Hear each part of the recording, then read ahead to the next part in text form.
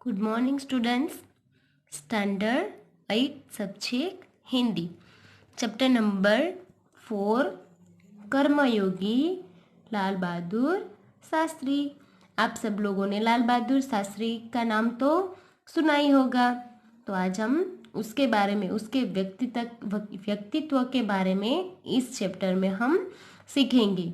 तो ऐसे ही महान मूर्ति कि जिस वो कर्मयोगी कहलाए, क्यों कहलाए, उसके नाम के आगे कर्मयोगी क्यों लगता है, वो हम आज ये चैप्टर के अंदर समझेंगे कि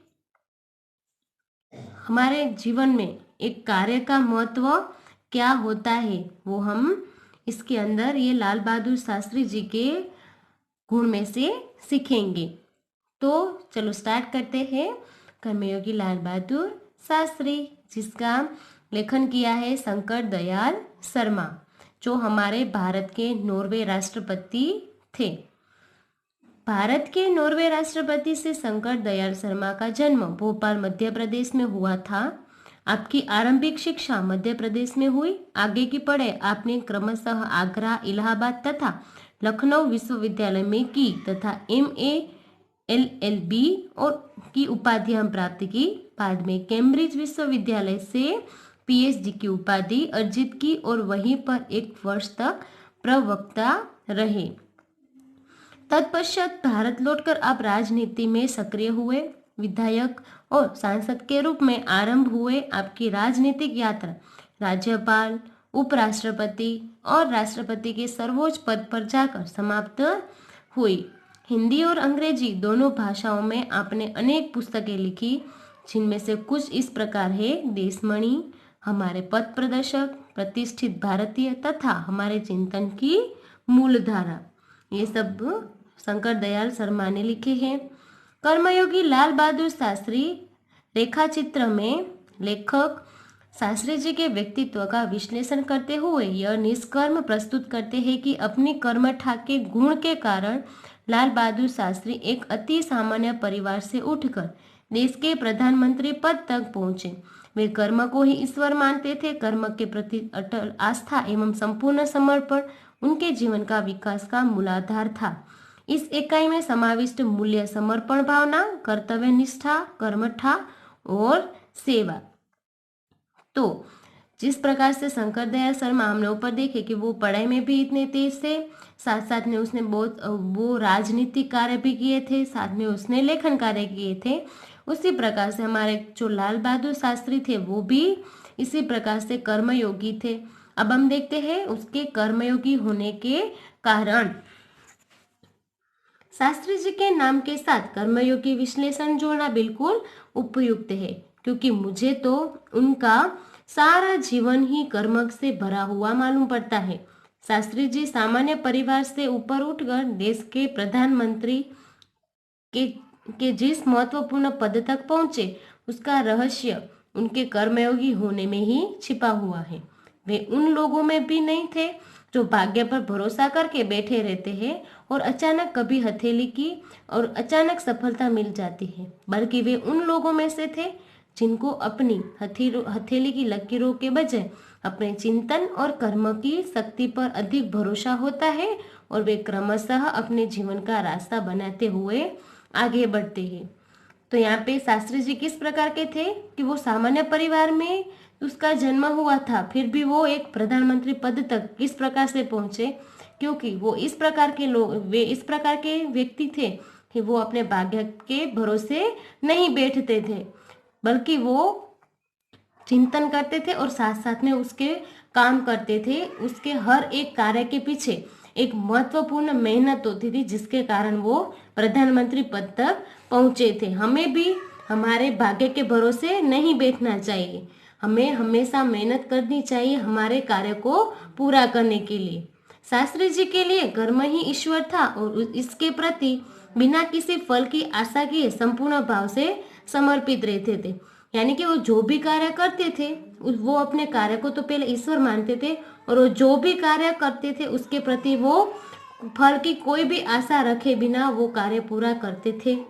यहाँ तक कि जब भी उन्हें फल की प्राप्ति के अवसर मिले तब भी उन्होंने उस ओर हमेशा उपेक्षित दृष्टि ही रखी। यानी कि उसने कार्य बहुत किए थे, कभी कभी उसको कार्य के बजाय उसको कुछ मिलता था तो भी वो उसको इग्नोर करते थे, उसको वो महत्व नहीं देते थे, यानी कि वो निष्काम कर्मयोगी थे। जीवन दर्शन गीता के निष्काम कर्मयोगी का प्रतिरूप था। आपको पता है निष्काम गीता की उक्ति कौन सी है? तू कर्म करते जा, फल मैं तुझे दूंगा, तू फल की आशा मत रख। तो यहाँ पे लाल बहादुर शास्त्री थे, उसके भी यही स्वभाव यहाँ पे दिखाया गया है। इसलिए मैं समझता हूँ कि उन्हें केवल कर्मयोगी के बजाय निष्काम कर्मयोगी कहना कहीं अधिक उपयुक्त होगा। कर्मयोगी के साथ वो कुछ भी काम करने के बजाय फल की आशा रखे बिना ऐसे कर्मयोगी थे वो, इसलिए उसको हम निष्काम कर्मयोगी कहना अधिक हम उसको योग्य मानेंगे। अपने उद्देश्य के प्रति दृढ़ आस्था, उस उद्देश्य को प्राप्त करने के लिए कर्म का भाव तथा उस कर्म के प्रति संपूर्ण समर्पण, ये तीन बातें मुझे उनके संपूर्ण चरित्र तथा जीवन दर्शन में दिखाई पड़ती है। अपने एक भाषण में उन्होंने इसी तरह से कहा, विचार व्यक्त करते हुए कहा था, यहाँ तक कि भले ही आप राजनीतिक क्षेत्र या सामाजिक क्षेत्र या किसी अन्य क्षेत्र में कार्य करते हैं, यदि आप उसमें सफल होना चाहते हैं, अपने दायित्वों का पूरी तरह से निर्वाह करना चाहते हैं, तो आपके कार्य और समर्पण तथा भक्ति और कर्म में समन्वय होना चाहिए। यानी कि इस पैराग्राफ में क्या कहना चाहते हैं कि उसने उसके भाषण में क्या कहा था कि यदि आप सफल होना चाहते हैं कोई भी क्षेत्र में, तो पहले अपनी जिम्मेदारी को, दायित्व यानी जिम्मेदारी को पूरा उसको महत्व दो, उसके बाद उसके प्रति कार्य करो और वो कार्य इतना करो कि उसके प्रति आप पूरा समर्पण कर दो, और उसके साथ जो आप कार्य करोगे तो वो आपका जो पूरा ये भक्ति के काम के साथ अपनी जिम्मेदारी को पूरा करो और साथ में वो कार्य को पूरा करो। ये दोनों को हम समन्वय से कार्य करेंगे तभी हम सफल बनेंगे। मैं शास्त्री जी की सफलता का रहस्य उनके इसी महत्वपूर्ण चिंतन में मानता हूँ। साथ ही यह भी मानता हूँ कि किसी भी व्यक्ति, समाज और देश के विकास का रहस्य इसी भक्ति और कर्म के सिद्धांत से निहित है। ऊपर दिया गया है वो जो मैंने अभी आपको समझाया कि अपनी जिम्मेदारी को पूरा करने के लिए अपने कार्य और समर्पण तथा भक्ति और कर्म में एक समन्वय होना चाहिए। शास्त्री जी का संपूर्ण जीवन श्रम, सेवा, सादगी और समर्पण का अनुपम उदाहरण है।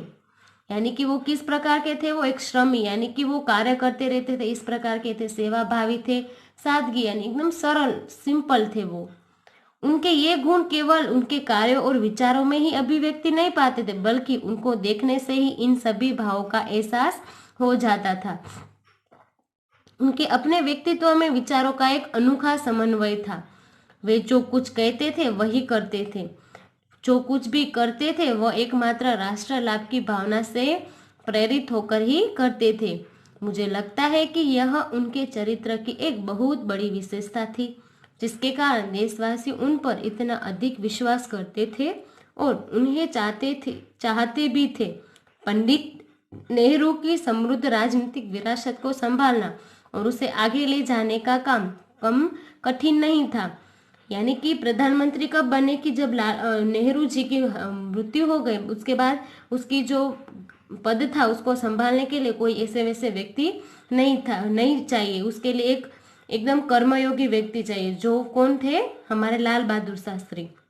लेकिन देश ने उस समय यह साफ साफ देखा कि उसे संभालने की ताकत शास्त्री जी में ही है, और शास्त्री जी ने अपने निर्मल चरित्र और दृढ़ संकल्प शक्ति द्वारा देश की इस आकांक्षा को पूरा किया था।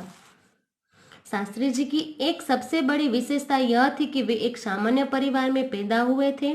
सामान्य परिवार में ही उनकी परवरिश हुई, और जब वे देश के प्रधानमंत्री जैसे महत्वपूर्ण पद पर पहुंचे तब भी वह सामान्य ही बने रहे।